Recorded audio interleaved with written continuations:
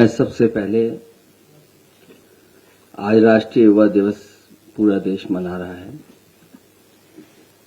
स्वामी विवेकानंद जी को याद करते हुए विवेकानंद जयंती की बहुत बहुत बधाई और शुभकामनाएं देता हूं।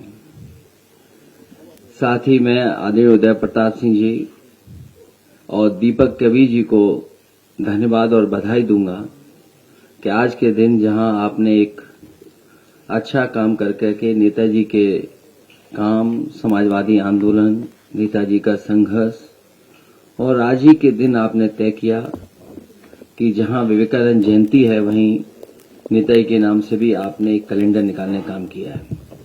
इस कैलेंडर में हर महीने में कहीं न कहीं समाजवादी लोगों के और समाजवादी चिंतन दिखाई दे रहा है।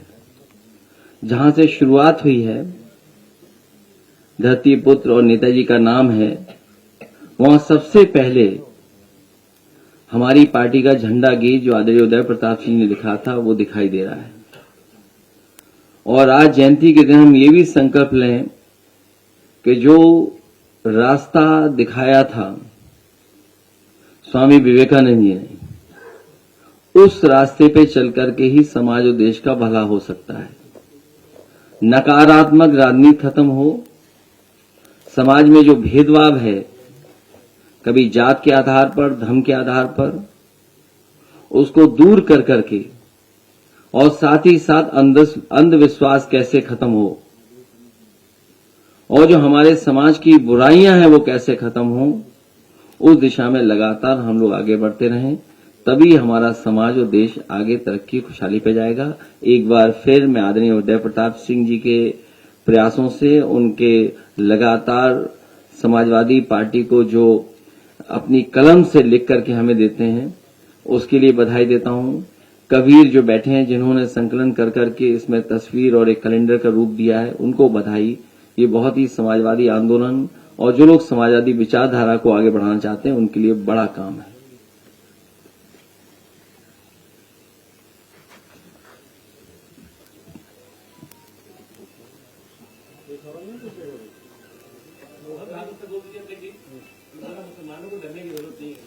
मैंने पढ़ा नहीं।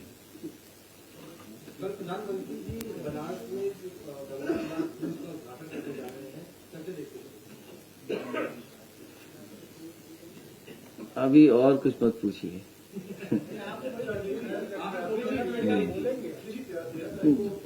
देखिए, गंगा एक्शन प्लान जो पहला बना था और समय समय पर सुप्रीम कोर्ट, हाई कोर्ट और समय समय पर अखबारों पे पढ़ने का मौका मिलता है, उसमें यही दिखाई देता है कि अभी तक के जो प्रयास हुए उससे मां गंगा साफ नहीं हुई है। जब तक उसकी सहायक नदियां, जुड़ने वाले नाले, उनकी गंदगी नहीं खत्म होगी, तब तक मां गंगा साफ नहीं होंगी। हजारों करोड़ रुपया साफ हो गया है, लेकिन अभी तक नदियां साफ नहीं हुई हैं। समाजवादियों का भी प्रयास था कि गोमती को एक उदाहरण की तरह समाज के सामने और देश के सामने रखा जाए, और यही अगर और नदियों के लिए योजना और कार्यक्रम बनेंगे तो नदियां शहरों के अंदर साफ बहेंगी। हमारे जितने भी शहर बसे हैं वो नदियों के किनारे बस गए, और जब बसे थे तब नाले और कोई सीवेज का ट्रीटमेंट का इंतजाम नहीं था, जिसके कारण सीधा सीधा जो कुछ है शहर का गंदा पानी, गंदगी सब नदियों में जा रही है। तो ये प्रयास समाजवादी सरकार में हुआ था, वही रास्ता है नदियों को साफ करने का। यहां की सुंदरता खत्म कर करके दूसरी सुंदरता दिखाई जा रही है। आखिरकार सरकार को ये बताना चाहिए कि यहां की आखिरकार सुंदरता क्यों खत्म कर दी। इसी तरह नाव यहां पर चलनी थी, कुछ पहले नाव खरीद ली गई थी, और भी जिसको टूरिस्टों को सुविधा देने के लिए या लोगों को घूमने के लिए नाव खरीदी गई थी, वो सब कूड़ा करकट हो चुकी हैं। वो शायद डस्टबिन में फेंक दी गई हैं, या यहां से लेकर के कहीं और ले गए हैं वो लोग। मुझे बताया गया, जब मैं संगम में गया, मैं उस नाव में जब बैठा तो मैंने कहा ये सरकार ने तो बहुत अच्छी नाव खरीद ली है। तभी उसमें एक कर्मचारी ने कहा ये वही नाव है जो आपने खरीदी थी। तो जो यहां की अच्छी चीजें थी वो सब खत्म कर दी सरकार ने। तो ये सरकार क्या दिखाना चाहती है?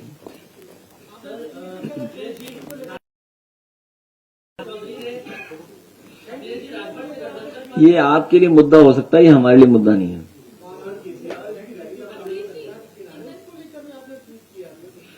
वहां लोग वैराग्य के लिए, आखिरी समय के लिए, पूजा पाठ के लिए, आध्यात्म के लिए आते हैं और सीखने के लिए आते हैं।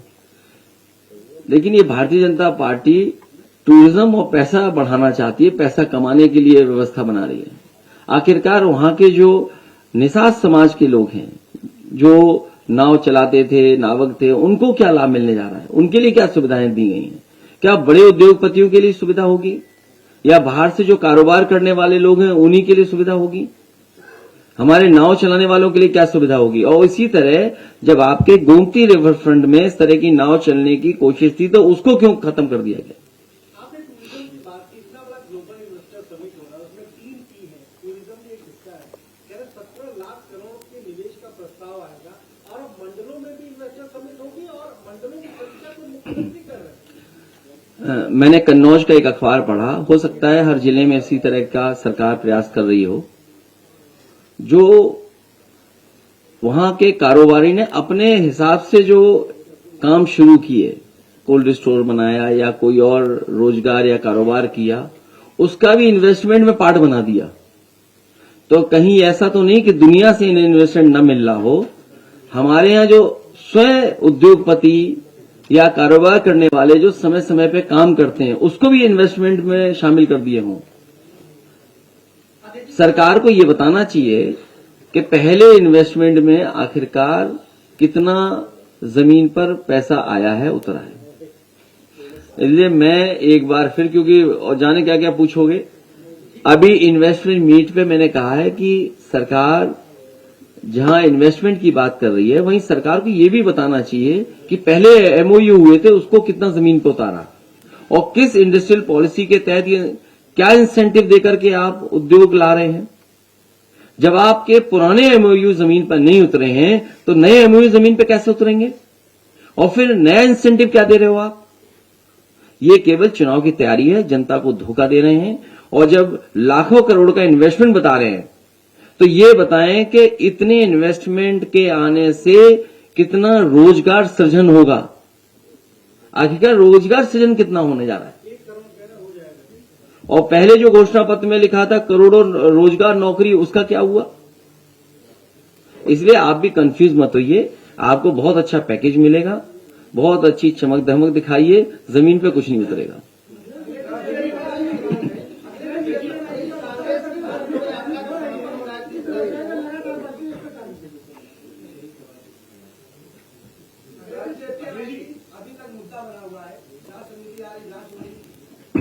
मुझे ये बताओ, अगर आप जेपी नायसी पे पूछ रहे हैं तो आखिरकार उस पर जांच कितनी हो चुकी है?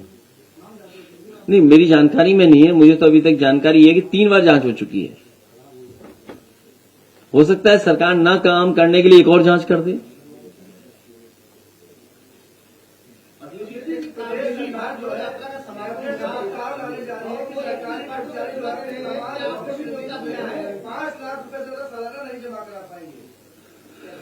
उसका विरोध किया जाएगा। अभी उसके बारे में और परीक्षण कर लेंगे कि किस तरीके से सरकार ला रही हो। अभी बुलाया और मैं जाऊंगा। राहुल गांधी का समापन होने जा रहा है श्रीनगर में।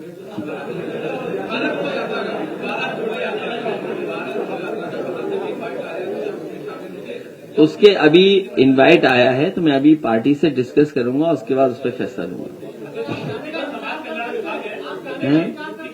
अरे तुम्हें गोरखपुर महोत्सव में जाना चाहिए कि इधर उधर की बातें कर रहे हो? कोई तो जाए बैठे कुर्सी में। क्या सरकारी पैसा ऐसे ही बहा दोगे?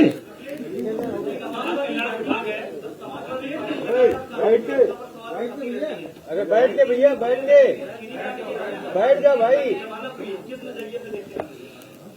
अब कोर्ट में हमें कोर्ट पे भरोसा करना पड़ेगा, न्यायालय पे भरोसा है हमें। यूपी का समाज विभाग है, 13,000 से ज्यादा मृतक लोगों को पेंशन दी जा रही थी, अब उसको बंद किया गया है हरदोई जिले में। अब इस तरह के अगर आंकड़े आ रहे हैं तो न जाने कितने लोगों को और मिल रहा होगा और जिलों में। अखिलेश जी बसपा के प्रदेश अध्यक्ष हैं विश्वनाथ पाल, उन्होंने कहा है मीडिया से बातचीत करते हुए कार्यक्रम में कि अगर प्रदर्शन करोगे तो जेल में डाल देगी सरकार। इस तरह से आप मुझे जानकारी नहीं उनकी। अब वो अपना एक पत्रकार साथी हेडक्वार्टर गया तो था, देखा नहीं एडीजी से क्या हुआ गया था अभी, इसलिए तैयार रहिए आप भी, हम लोग तो हैं तैयार।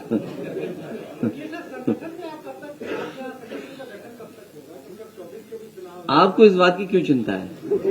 नहीं, अगर आप बीजेपी की गुप्त मीटिंगों की हमें बता दो तो हम आपको संगठन बता देंगे। नहीं, आप हमें गुप्त बैठकें जो हो रही हैं उनकी बात बताइए ना।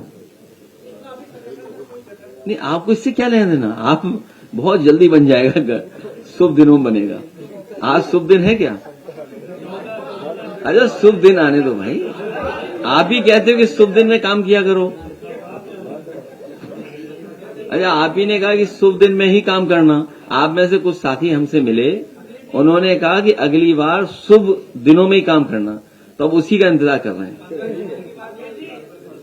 नहीं, वो अलग अलग जगह से पूछोगे तो अलग अलग तरीका बताते हैं। तो जिनसे हमने पूछा उन्होंने एक तारीख बताई है, उस दिन आपका पूरा संगठन तैयार मिलेगा, उस दिन से बनने लगेगा। मैंने सुना नहीं, मैं यूएस टॉप 10 सुन रहा हूं आजकल। आपने कन्नौज में कहा कि महिला को गिरफ्तार नहीं होना चाहिए, लेकिन भाषा बदलनी चाहिए, चाहे समाजवादी पार्टी की भाषा हो चाहे बीजेपी की भाषा हो। राजनीति में आपने हमेशा कहा कि एक भाषा की मर्यादा है, लेकिन मर्यादा तो गलती दोनों तरफ से थी, भाषा की तो हमने अपनी टीम बदल दी। लेकिन सवाल ये नहीं है, सवाल ये है कि भारतीय जनता पार्टी जब मुकाबला नहीं कर पा रही है तो पुलिस को आगे कर रही है, जब उनके पास जवाब खत्म हो जाता है तो पुलिस को आगे कर रहे हैं। सवाल ये है, सवाल भाषा का नहीं है। आज तक जितने भी हमने तहरीर दी हैं, अगर किसी तहरीर पे कार्रवाई हो तो बताएं, एफआईआर दर्ज हुई हो तो बताएं। तो इसका मतलब यह हुआ कि पुलिस को भारतीय जनता पार्टी चला रही है। उनकी भाषा क्या है? इसीलिए मैंने हिंदी दिवस के दिन कहा कि भारतीय जनता पार्टी को और उनके लोगों को अपनी भाषा ठीक तरीके से लिखना चाहिए, सभ्य भाषा का इस्तेमाल करना चाहिए।